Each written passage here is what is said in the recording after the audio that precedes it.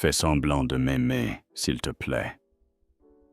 La pauvre fille supplia le PDG millionnaire devant son ex. La pluie s'était arrêtée il y a à peine quelques minutes, laissant les rues du centre-ville étinceler sous les douces lumières dorées du début de soirée. À l'intérieur du minuscule café, niché entre deux immeubles de bureaux imposants, Ella Monroe essuyait la dernière table de son service. Son tablier était taché de café, et sa posture autrefois digne d'une ballerine s'était affaissée, remplacée par la nonchalance discrète de ceux qui ont l'habitude des longues journées et des rêves trop courts. À 26 ans, Ella n'avait plus rien de la jeune fille qui dansait autrefois sur des scènes illuminées.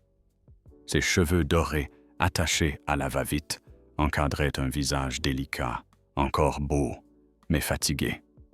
Ses yeux bleus saphir, autrefois pleins d'ambition, laissaient désormais transparaître quelque chose de plus doux, de fêlé.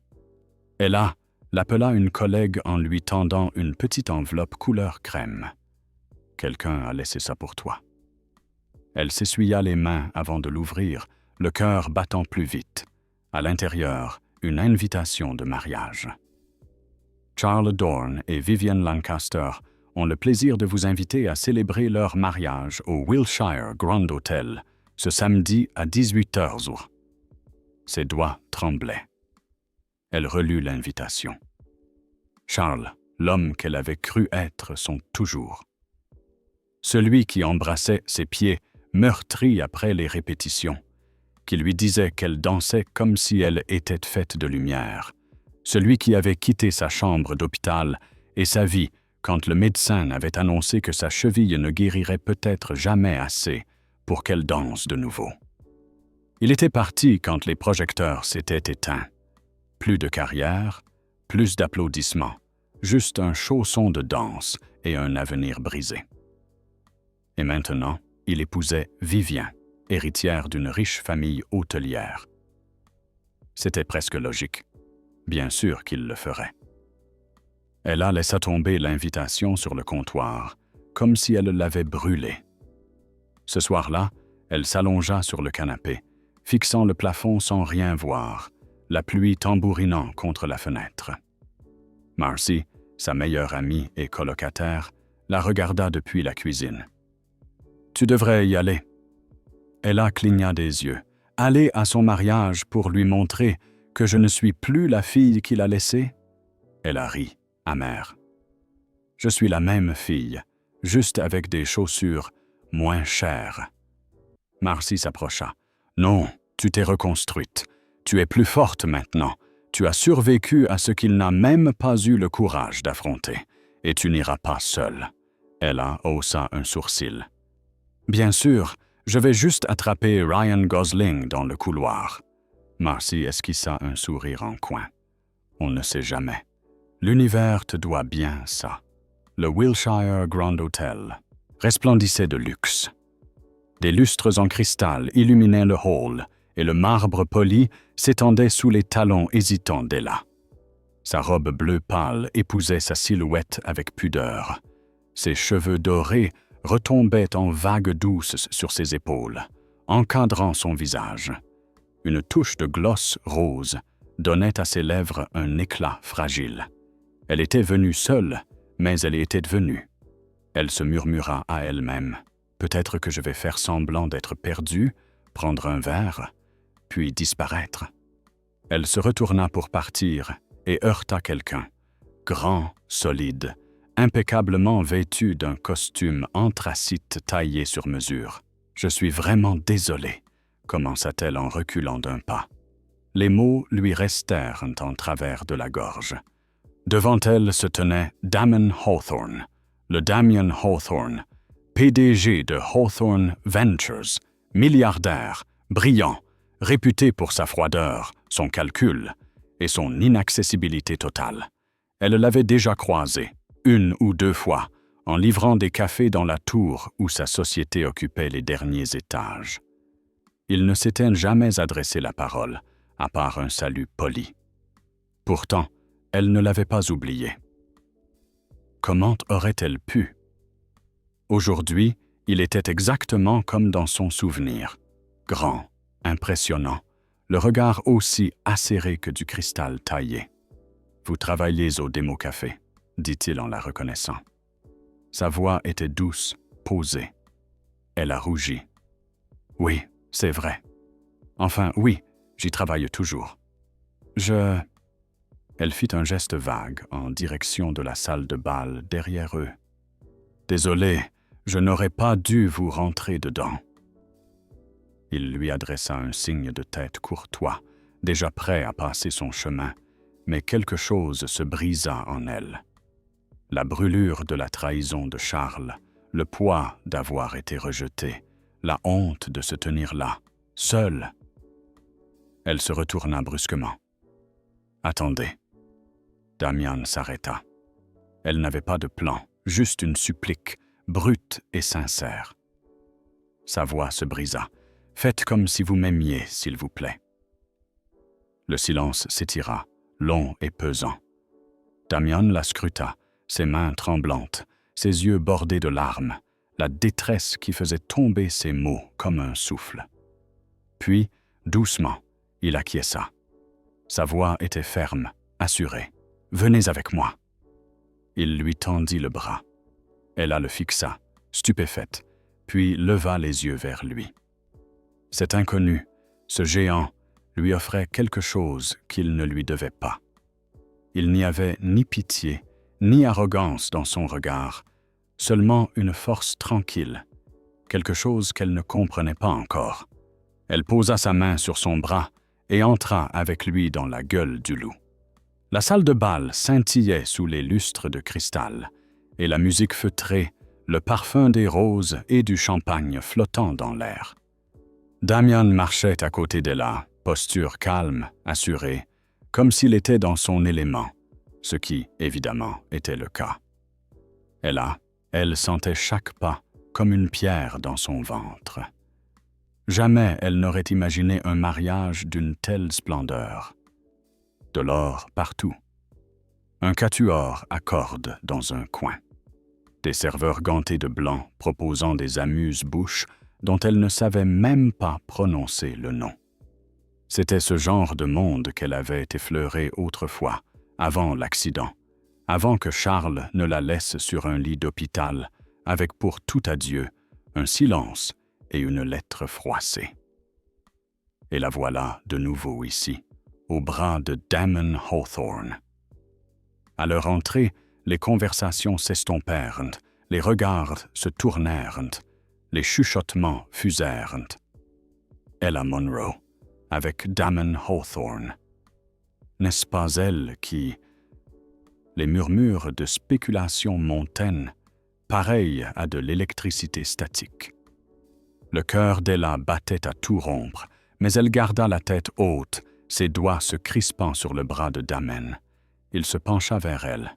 « Ignore-les. » Elle ravala sa salive. Plus facile à dire qu'à faire.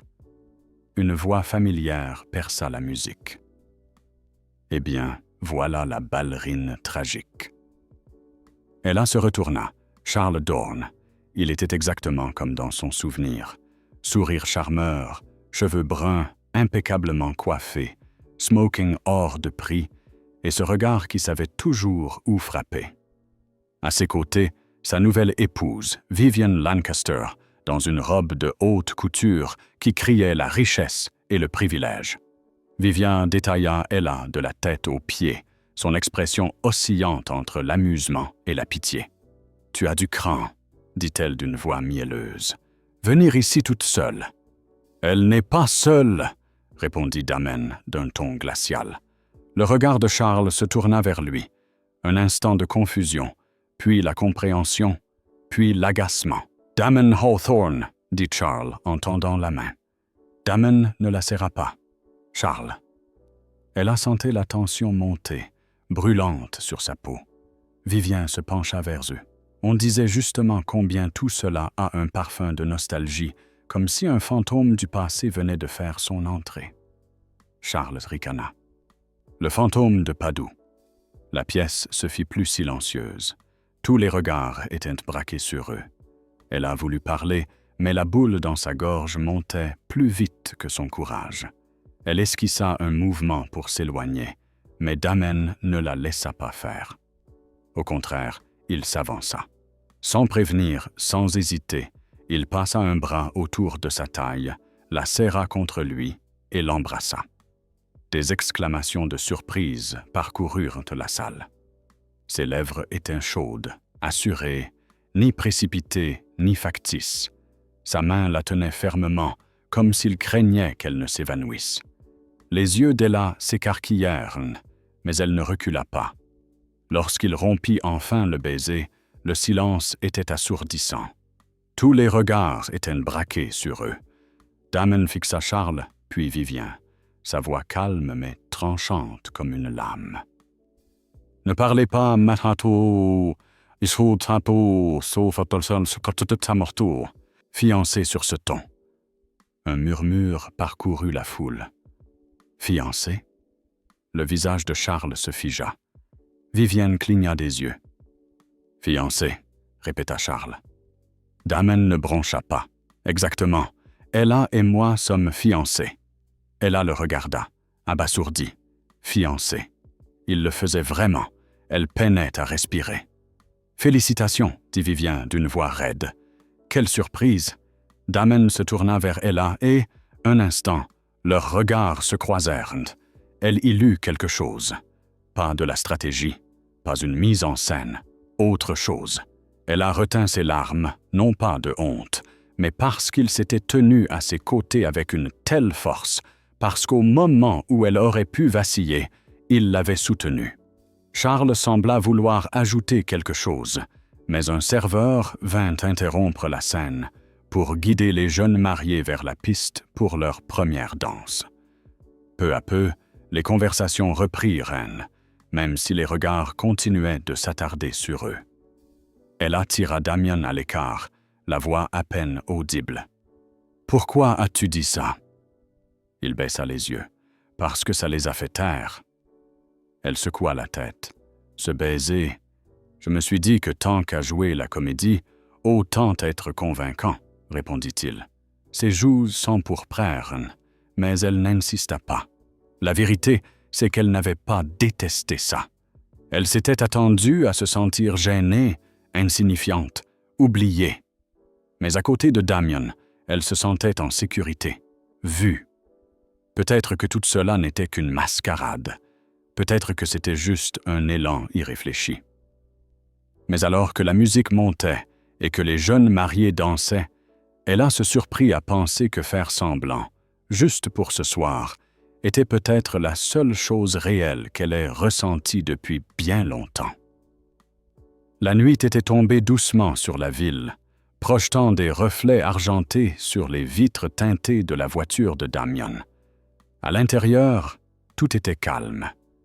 Épuisée par cette soirée riche en émotions, Ella s'était endormie sur le siège passager. Sa chevelure dorée encadrait son visage. Ses mains reposaient délicatement sur ses genoux. Même dans le sommeil, une ombre de tristesse planait derrière son expression paisible. Damien la regarda, sa main se crispant légèrement sur le volant. Il ne la réveilla pas. Il ne le pouvait pas. Il laissa plutôt le silence l'envelopper et laissa son esprit s'égarer loin, bien au-delà des salles de réunion, de la richesse ou des costumes sur mesure. Retour à l'époque où il n'était que Damien, pas M. Hawthorne. Il avait 13 ans, maigre, en colère, seul. L'orphelinat était glacial l'hiver, étouffant l'été. Les repas étaient sans intérêt. Les murs s'écaillaient toujours. Les plus grands se battaient pour dominer. Les plus petits pleuraient en silence dans les coins. Damien ne faisait ni l'un ni l'autre. Il gardait la tête baissée, survivait, jusqu'à ce qu'elle arrive.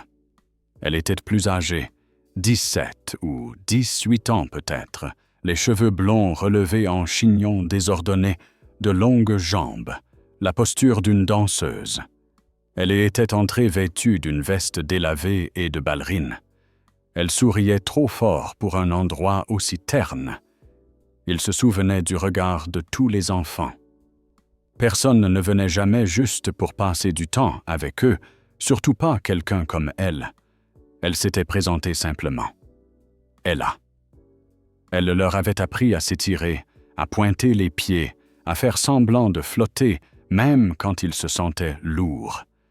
Les autres riaient, peinaient, tombaient. Mais Damian l'observait en silence, fasciné. Elle était la lumière, tout le contraire de son univers. Elle était venue une fois par semaine pendant 2 mois. C'était le seul moment où la salle commune ne ressemblait pas à une cage. Le dernier jour, elle avait pris Damian à part. « J'ai apporté quelque chose pour toi », dit-elle en souriant. Elle sortit de son sac une vieille ballerine, rose pâle, usée, les coutures effilochées. Le satin s'était terni à force d'être utilisé. Il le fixa du regard. « Je n'en ai plus besoin, » dit-elle. « Mais peut-être que toi, si. » Il parut déconcerté. Elle s'agenouilla pour que leurs yeux soient à la même hauteur. « Écoute-moi, d'accord? Si un jour tu y arrives, si tu sors d'ici et trouves ta place dans le monde, aide quelqu'un comme j'essaye de t'aider. » Sa voix avait légèrement tremblé. « Promets-le-moi. » Il acquiesça, incapable de prononcer un mot. Alors elle le serra dans ses bras, brièvement, chaleureusement, trop vite disparue. Elle n'est jamais revenue. Mais Damian n'a jamais oublié. De retour au présent, Damian gara la voiture devant son penthouse. Ella dormait encore, sa respiration légère.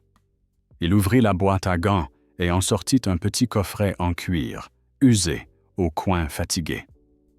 Il l'ouvrit lentement. À l'intérieur, enveloppée de papier de soie, reposait la ballerine.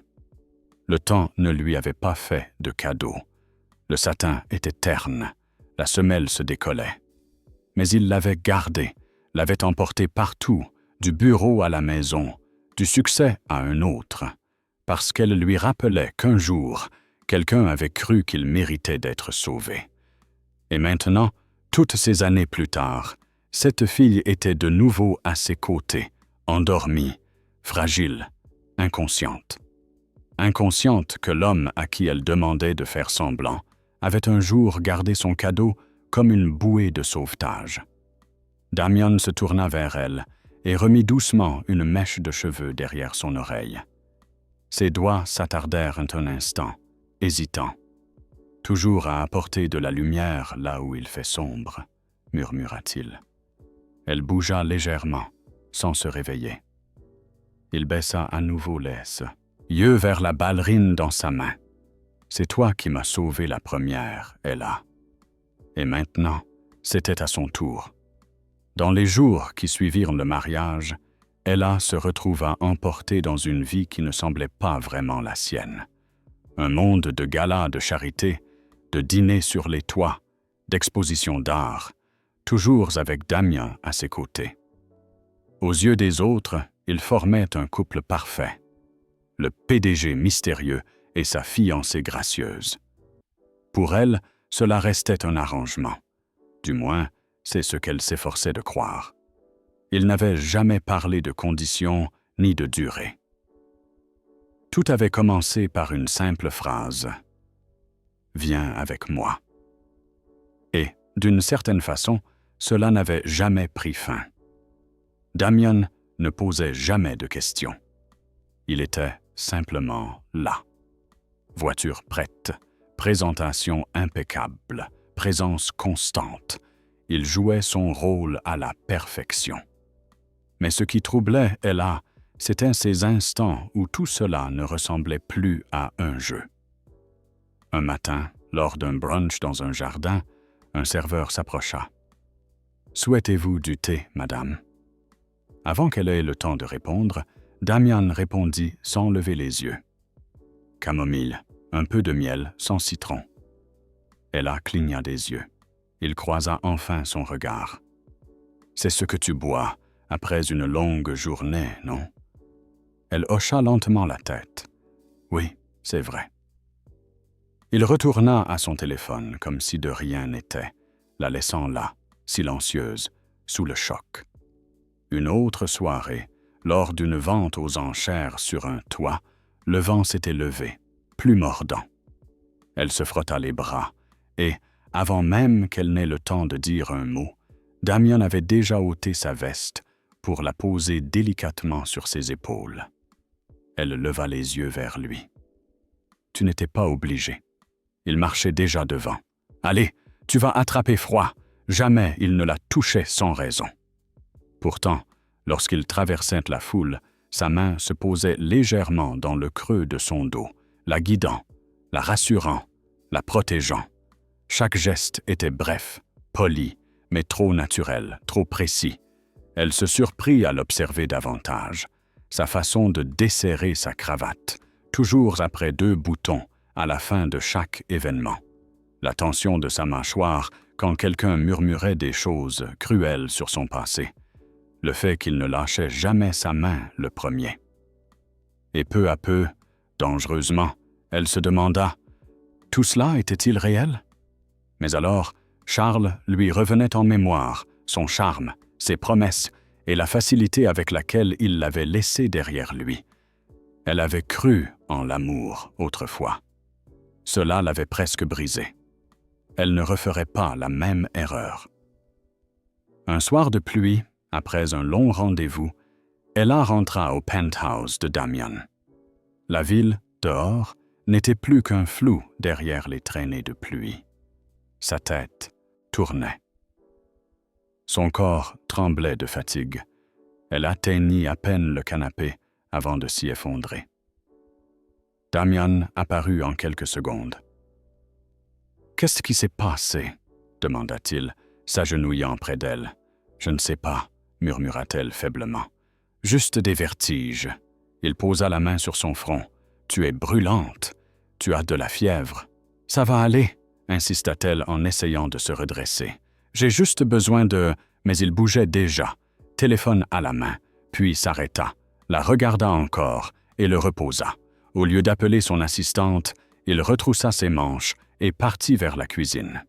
20 minutes plus tard, il revint avec un bol de bouillie de riz, la vapeur s'élevant doucement dans l'air. « Mange, » dit-il simplement. Elle cligna des yeux. « C'est toi qui as fait ça ?» Il acquiesça. « J'ai regardé une vidéo. » Ses lèvres esquissèrent un sourire. « Dans ton costume à $6 000 ?» Il haussa légèrement les épaules. « J'ai changé la cravate. » Il l'aida à s'asseoir, enroula une couverture autour de ses épaules et lui donna de petites cuillerées quand ses mains tremblaient trop pour tenir le bol.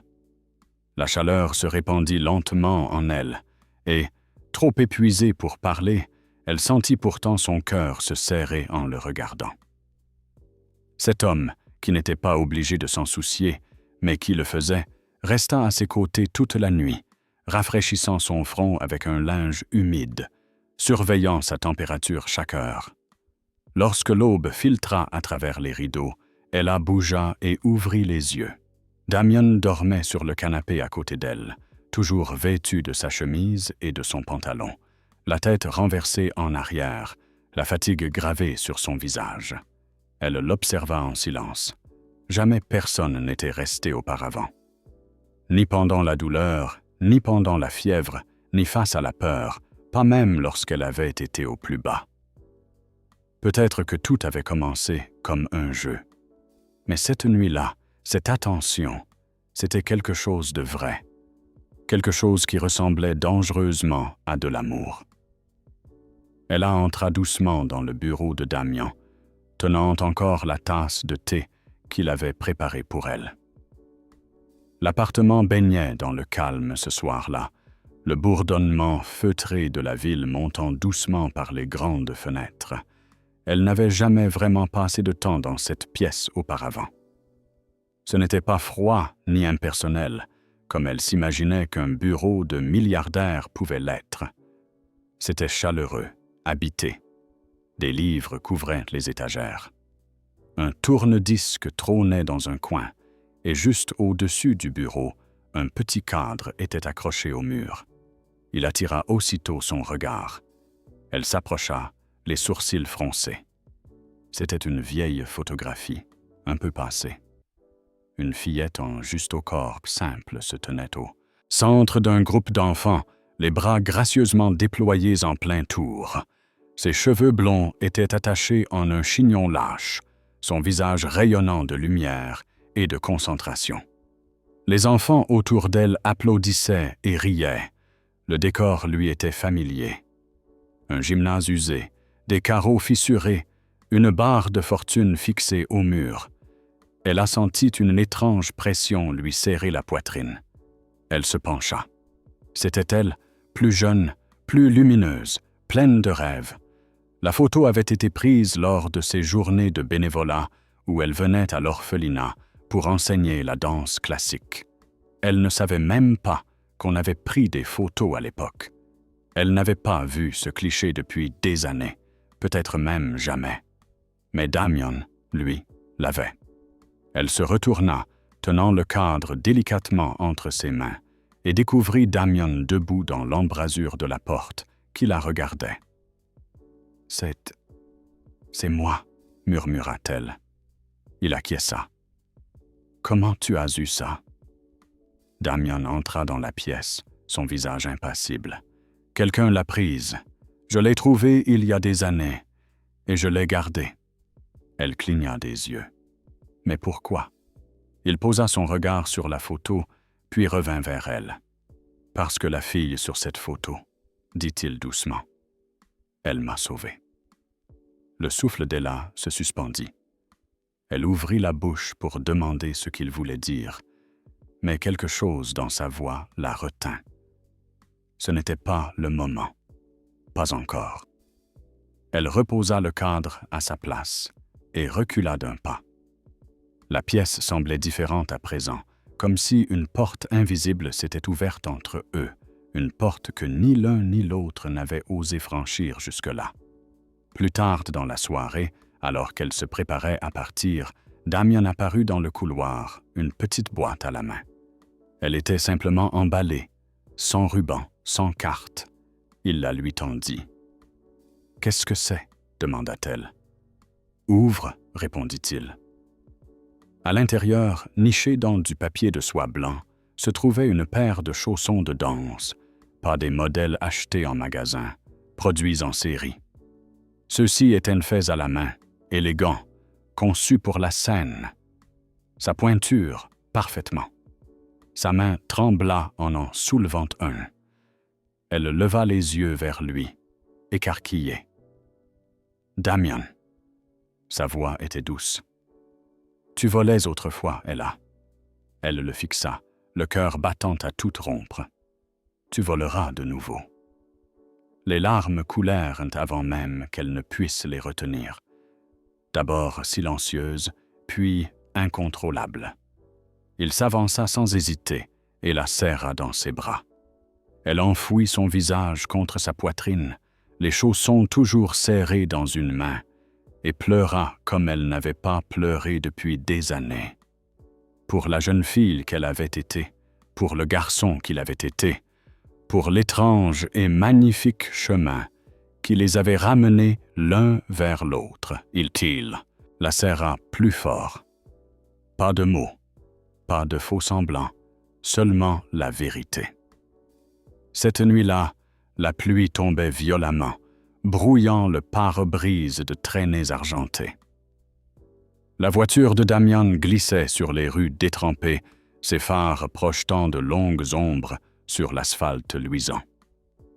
Ella était assise à ses côtés, silencieuse, irradiante encore des éclats du gala, sa robe bleue captant des fragments de lumière citadine sous les lampadaires. La soirée avait été parfaite, presque à en devenir suspecte. Pour la première fois depuis des années, elle avait ri sans retenue. Sa main reposait dans celle de Damien sans artifice. Les baisers qu'ils échangeaient n'étaient pas pour la façade. Elle avait recommencé à croire en quelque chose, en lui. Mais la perfection, penserait-elle plus tard, précède toujours la tempête. Le premier flash surgit sur le côté, trop vif, trop soudain. Des paparazzis. Un autre éclat de lumière blanche, puis un autre. La mâchoire de Damian se contracta. « Accroche-toi !» Un SUV noir fit une embardée derrière eux. Beaucoup trop près. Ils ne se contentaient plus de prendre des photos. Ils les poursuivaient. « Pourquoi ils nous suivent comme ça ?» demanda Ella, la voix tendue de peur. « Ils veulent une histoire, » marmonna Damian en accélérant légèrement. « Ils sont prêts à tout pour l'obtenir. » Un autre flash, plus proche. Le SUV fit une nouvelle embardée, coupant la voie. Puis vinrent les crissements de pneus. L'impact les frappa sur le côté. Métal contre métal. Le bruit écœurant de la force contre la résistance. Le cri d'Ella se perdit dans le fracas du verre brisé, alors que le monde basculait.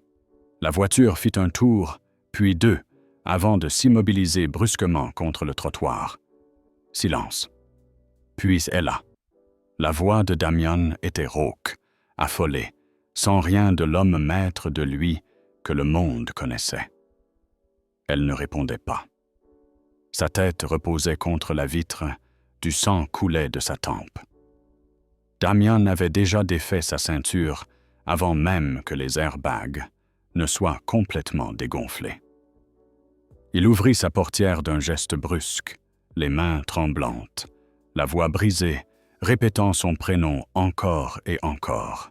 « Reste avec moi », murmura-t-il en la prenant dans ses bras.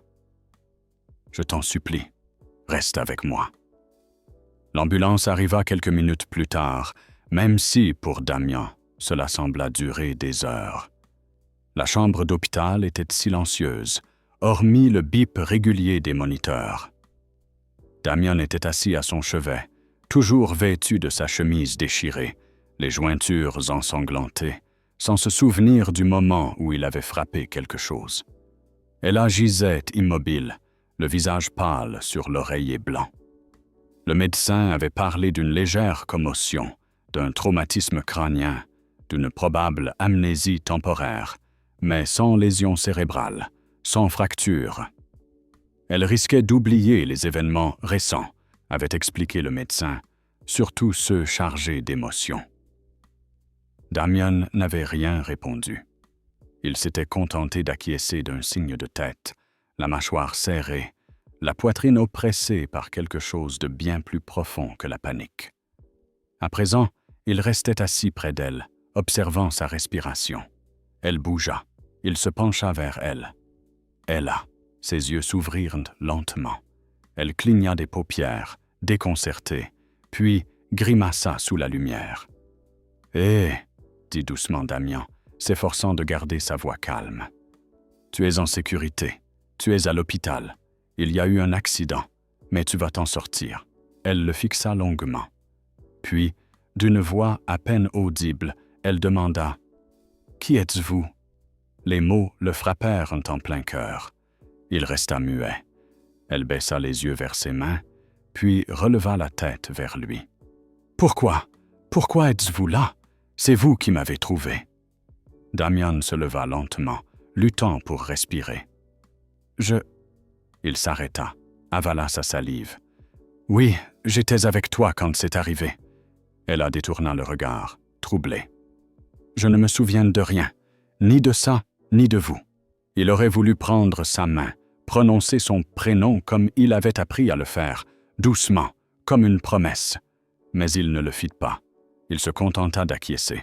« Je comprends. » Elle referma les yeux, le visage crispé, comme si elle tentait de faire revenir un souvenir qui refusait de revenir. Il la regarda longtemps. Puis il se leva et s'approcha de la fenêtre, les mains enfoncées dans les poches, les épaules lourdes. Elle avait oublié. Oublié les rires, le thé, les regards silencieux, le baiser, oublié jusqu'à lui. Mais Damian savait une chose avec certitude. Il ne partirait pas. Pas maintenant. Pas encore. La pluie était revenue ce soir-là, douce et régulière contre les vitres de l'hôpital. Ella était allongée dans son lit, les yeux ouverts, fixant le plafond. Son corps se renforçait de jour en jour, mais son esprit restait embrumé, comme si quelqu'un avait tiré un rideau sur le dernier mois de sa vie. Les médecins lui avaient dit de ne pas forcer. Les souvenirs reviendraient quand il le voudrait. Mais elle détestait ce vide, détestait cette étrange douleur dans sa poitrine, qu'elle n'arrivait pas à nommer. La façon dont son cœur s'emballait chaque fois que Damien entrait dans la pièce, puis retombait aussitôt, parce qu'elle ne se souvenait plus pourquoi. Il avait été gentil, toujours calme, toujours présent. Pourtant, il y avait dans ses yeux une tristesse chaque fois qu'il la regardait, comme s'il attendait quelque chose ou pleurait déjà quelque chose de perdu. Ce soir-là, après que les infirmières eurent baissé la lumière et l'eurent laissé seule, elle remarqua quelque chose d'inhabituel sur la petite table à côté de son lit. Un chausson de danse, pas, neuf, usé, fatigué. Le satin effiloché, la boîte écrasée par des années d'utilisation. Elle le prit délicatement, faisant glisser ses doigts sur ses bords. Sa respiration se coupa. Il lui semblait familier. Elle ferma les yeux, le chausson serré contre sa poitrine. Le sommeil la gagna vite, emportant avec lui un rêve. Elle dansait. Le sol était poussiéreux, la pièce petite, baignée de rayons de soleil d'un dimanche après-midi. Des enfants étaient assis en cercle, applaudissant tandis qu'elle tournoyait. Elle portait un juste-au-corps simple, ses cheveux blonds tirés en arrière. Ses pieds étaient couverts d'ampoules, mais son cœur était léger. Un garçon se tenait dans un coin, la regardant de ses grands yeux silencieux, mince, discret, seul. Elle s'approcha de lui en dansant, lui tendit la main et sourit. Il ne la prit pas, se contenta de la fixer comme si elle était sortie d'un rêve. L'image changea. Elle était agenouillée, glissant le chausson de danse dans les petites mains du garçon. Et puis, elle entendit sa propre voix. « Si jamais tu t'en sors, promets-moi que tu aideras quelqu'un comme je t'aide aujourd'hui. » Le rêve se dissipa dans l'obscurité. Ella se redressa dans son lit, haletante, les joues mouillées de larmes. Ce n'était pas un rêve, c'était réel. Elle rejeta la couverture, serra le chausson contre elle et se précipita hors de la chambre, ignorant l'infirmière qui l'appelait. La pluie traversa son pull alors qu'elle dévalait les marches de l'hôpital et montait dans la voiture qui l'attendait, dont elle ne se souvenait que vaguement. Le chauffeur tenta de l'arrêter, mais elle insista, les yeux brillants. « Conduisez-moi chez Damien Hawthorne, s'il vous plaît. » Damien se tenait sous la pluie, regardant au loin depuis le balcon de son penthouse. Il n'avait pas réussi à dormir. Sa poitrine était lourde toute la nuit, hantée par le silence de sa voix, le vide de son regard. Il ne lui avait rien dit, n'avait pas cherché à la forcer à se souvenir. Parce que l'amour, le vrai, n'exige jamais rien. Ça attend. Derrière lui, l'ascenseur sonna. Il se retourna. Ella était là, trempée jusqu'aux os, les cheveux collés à son visage, le chausson de danse serré dans une main qui tremblait. Ses lèvres s'entr'ouvrirent, mais aucun son n'en sortit d'abord. Puis, d'une voix chargée d'étonnement et de quelque chose qui ressemblait à de l'incrédulité, elle demanda « Le garçon de l'orphelinat, c'était toi, n'est-ce pas ?» Damien ne bougea pas, ne dit rien. Mais le regard qu'il posa sur elle, doux, brisé, offert, fut la seule réponse dont elle avait besoin. Ella fit un pas en avant, ses larmes se mêlant à la pluie. Sa voix se brisa. « Il s'est souvenu de moi tout ce temps. » Il acquiesça d'un signe de tête. « Je ne t'ai jamais oublié, » dit-il. « Pas une seule seconde. » Elle le laissa échapper un rire. Tremblant, les chaussons de danse toujours pressés contre sa poitrine. Et pour la première fois depuis l'accident, tout lui revint. Le vieux théâtre se dressait sous un ciel gris doux, silencieux, mais empli d'une vie nouvelle. Autrefois oubliés, ces murs étaient désormais en pleine restauration. De la peinture fraîche, des poutres neuves, les éclats de rire résonnaient à nouveau dans ces couloirs. Bien qu'il ne fût pas encore officiellement ouvert, il semblait déjà revivre. De l'autre côté de la rue, Ella se tenait immobile, serrant contre elle un chausson de danse usé. Ce n'était plus seulement un souvenir, mais le symbole de ce qui avait été brisé et de ce qui s'était réparé. Elle entra. L'odeur de sueur et de vernis frais l'accueillit alors qu'elle avançait dans le couloir. Les ouvriers la saluèrent d'un signe de tête, avec une reconnaissance discrète.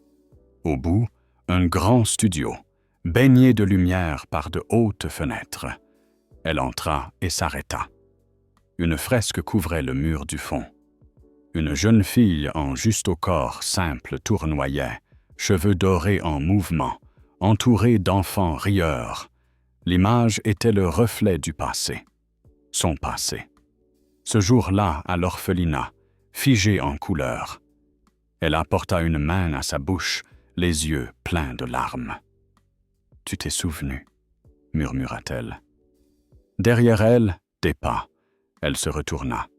Damian se tenait dans l'embrasure de la porte, les mains dans les poches, l'air incertain. « Je ne savais pas si tu viendrais, » dit-il. Elle s'avança lentement vers lui, puis soudain se mit à courir et l'enlaça par derrière, posant sa joue contre son dos. « Cette fois, » murmura-t-elle d'une voix tremblante, « je ne suis pas là pour faire semblant. Je suis là parce que je t'aime. » Il se retourna, stupéfait. Le masque qu'il portait si souvent tomba. Ses yeux brillaient d'émotion. « Je gardais ça pour toi, » dit-il en glissant la main dans sa poche et en sortant un petit écrin de velours. À l'intérieur, une bague simple, intemporelle. Il prit sa main et la glissa à son doigt. « Ce jour-là, tu as tenu ta promesse, » murmura-t-il. « Maintenant, c'est à mon tour. » Elle acquiesça, un sourire aux lèvres, les larmes aux yeux. Quelques semaines plus tard, la lumière du soleil inondait ce même studio, désormais transformé en salle de mariage. Pas de photographe, pas de presse, juste de l'amour. Parmi leurs invités, des enfants issus de foyers, des bénévoles et de vieux amis qui les avaient soutenus en silence et avec fidélité. Elle portait une robe blanche qui glissait comme une mélodie murmurée. Ses cheveux dorés retombaient librement sur ses épaules. À ses pieds, des chaussons de danse neufs. Damon l'attendait à l'avant, vêtu d'un costume gris, le souffle coupé en la voyant apparaître. Elle s'avança lentement vers lui, chaque pas plus léger que le précédent. Lorsqu'ils se retrouvèrent, il prit ses mains, la voix tremblante. « D'un garçon que personne ne voyait, tu as fait un homme qui voulait vivre. Aujourd'hui, je te promets de t'aimer aussi profondément que tu as aimé un garçon qui n'avait rien. » Des larmes glissèrent sur ses joues, et l'applaudissement qui suivit ne fut pas bruyant mais sincère. Il ne venait pas des puissants, mais de ceux qui comprennent vraiment l'amour. Une année passa. Le centre prospérait. Musique, danse, joie résonnaient entre ces murs. Ella enseignait la danse chaque semaine, aidant de jeunes filles à trouver leur force dans la grâce. Damian dirigeait toujours les réunions du conseil et concluait des contrats à plusieurs millions, mais il rentrait toujours au studio. Avec elle, ils avaient construit bien plus qu'une école. Ils avaient bâti un refuge. Un après-midi, quelqu'un prit une photo. Elle était assise près de Damian, la tête posée tendrement sur son épaule. Sur ses genoux, l'ancien chausson de danse, usé, effiloché, chargé de sens. La photo est désormais accrochée dans le couloir d'entrée, et en dessous, gravé en lettres dorées. Fais comme si tu m'aimais. Non, tu l'as toujours fait. Merci d'avoir suivi ce voyage émouvant fait d'amour, de souvenirs et de rédemption. Si cette histoire a touché votre cœur, si elle vous a fait croire, ne serait-ce qu'un instant, que l'amour peut guérir et que la gentillesse peut changer une vie, alors restez avec nous. D'autres histoires attendent d'être racontées. Des récits qui bouleversent l'âme, qui font pleurer et qui rappellent ce que signifie être humain. N'oubliez pas de vous abonner et d'appuyer sur le bouton d'encouragement pour soutenir Soul Stirring Stories, la chaîne qui vous offre chaque semaine des histoires qui viennent du cœur. Votre soutien compte énormément pour nous. À très bientôt. Restez bienveillants, restez fortes et n'arrêtez jamais de croire en l'amour.